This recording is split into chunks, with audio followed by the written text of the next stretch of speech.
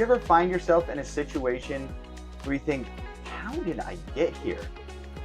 And then you realize, I may have to reach out to someone or an organization or a family member that you never thought you would have to ask for help from before? That's why bridges and relationships are so important. Don't burn bridges. Hi, I'm Joe. I'm with Mentors of Minds. And I know this is a concept that most real estate professionals are well familiar with, not burning bridges. You got to build these long relationships to really make them last. So I know that that's really established in the real estate world, but hear me out. There may be some areas, there may be some situations that you may not be thinking of fully. And if you are, great, that's awesome. So throughout my career and my life, I've had past bridges that have not only helped me in my career, but have been complete lifesavers. When my son got sick, I was totally out of work because my wife and I were in the hospital with him on and off for months.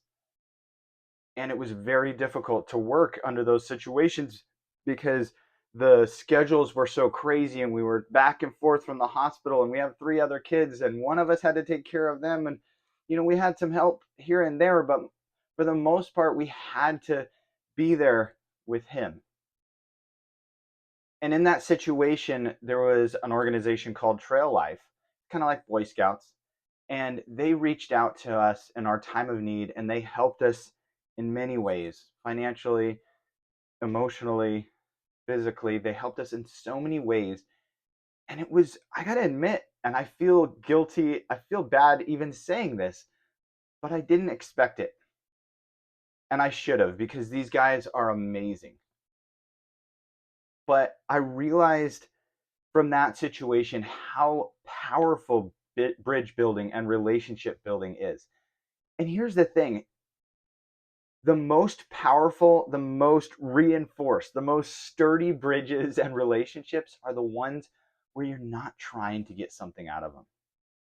I made relationships with a lot of dads in Trail Life, and I did it just because I enjoyed being around them, and we shared values, and we had kids in the program together. But when we went through a time of need, they came and they helped us in an amazing way. When it comes to career, I was actually talking to a realtor the other day. I think it was last week. And she was the nicest lady you could ever meet. And she was telling me that she doesn't do a lot of what she called the newfangled technology. She was about building old fashioned relationships the old fashioned way. And I respected that. I thought that was incredible. So I asked her to share some stories. And she told me that there was a situation where she sold a house to a client, and 30 years later they were still living in the same house, and they wanted her to sell that house for them. 30 years. Can you imagine that? That's the power of bridges. That's the power of relationships. The thing is, when it comes to relationship, trust is the cornerstone of a relationship. But here's the thing: trust is not given, it's earned. Whatever situation, whatever relationship you're in, you have to earn the trust.